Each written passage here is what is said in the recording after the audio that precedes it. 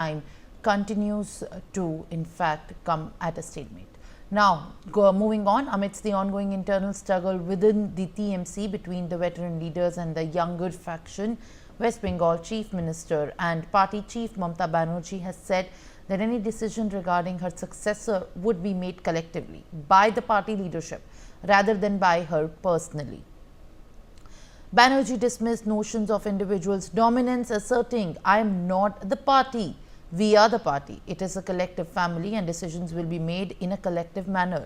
When asked about her potential successor, Banerjee deflected the question with the counter query, "Who is your successor?" She went on to clarify that TMC is a disciplined party where no individual will dictate the terms.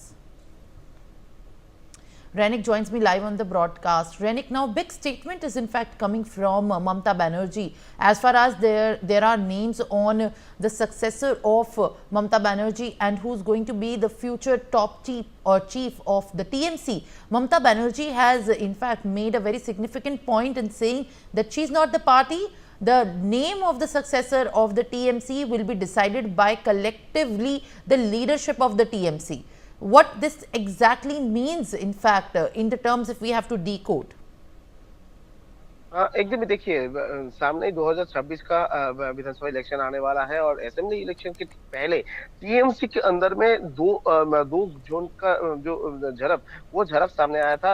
एक youth generation और उसके साथ साथ ही जो TMC का जो वरिष्ठ leader है, ये दोनों के बीच में एक टसल सामने आ रहा था। उसी को लेकर कल जब सीएम को सवाल किया गया था कि उनके बाद ममता बनर्जी के बाद कौन ये पार्टी का जिम्मेदारी ले सकता है, उसी टाइम पर ममता बनर्जी की तरफ से एक सिग्निफिकेंट स्टेटमेंट दिया गया है। ममता बनर्जी की तरफ से साफ कर दिया गया है कि ममता बनर्जी तृणमूल कांग्रेस नहीं है। तृणमूल कांग्रेस एक कलेक्टिव पार्टी है और ममता बनर्जी को देखकर तृणमूल कांग्रेस नहीं, तृणमूल कांग्रेस के लिए ही ममता बनर्जी है। और तृणमूल कांग्रेस एक डिसिप्लिन पार्टी है और तृणमूल कांग्रेस के अंदर में जो भी होगा एक कलेक्टिवली डिसीजन लेने के बाद ही डिसीजन लिया जाएगा कि इसके बाद तृणमूल कांग्रेस का जो जिम्मेदारी किसके हाथ में रहेगा। और इसमें से साफ कर दिया गया है ममता बनर्जी की तरफ से कि 2026 जो असेंबली इलेक्शन होने वाला है, वो उस असेंबली इलेक्शन में ममता बनर्जी के हाथ में ही तृणमूल कांग्रेस का जो जिम्मेदारी वो रहने वाला है। और ममता बनर्जी के नेतृत्व में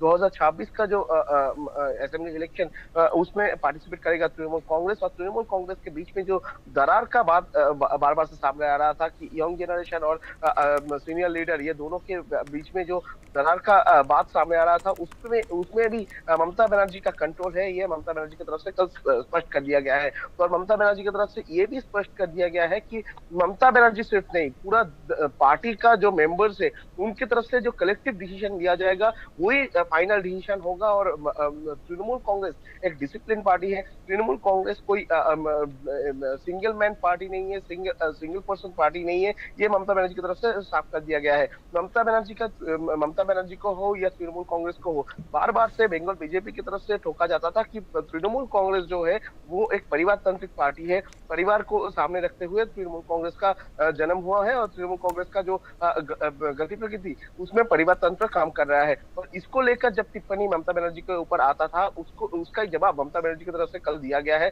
ममता बनर्जी की तरफ से एकदम स्पष्ट कर दिया गया है कि तृणमूल कांग्रेस किसी एक पर्सन का पार्टी नहीं है, किसी एक का डिसीजन में तृणमूल कांग्रेस नहीं चलता है। तृणमूल कांग्रेस एक डिसिप्लिन पार्टी है और उसमें कलेक्टिव डिसीजन के ऊपर ही तृणमूल कांग्रेस का डिसीजन होता है। और 2026 को सामने रखते हुए तृणमूल कांग्रेस इस तरीके से आगे जाएगा कि तृणमूल कांग्रेस का जो भी मेंबर्स है, तृणमूल कांग्रेस का जो भी कोर मेंबर्स है, उनका जो कलेक्टिव डिसीजन वही फाइनल डिसीजन होगा पार्टी के लिए। किसी एक का डिसीजन फाइनल डिसीजन नहीं होगा। मगर 2026 में ममता बनर्जी को ही सामने रखते हुए 2026 का प्लानिंग अभी तृणमूल कांग्रेस की तरफ से किया जा रहा है। ये भी ममता बनर्जी की तरफ से एक सिग्निफिकेंटली स्पष्ट कर दिया गया है।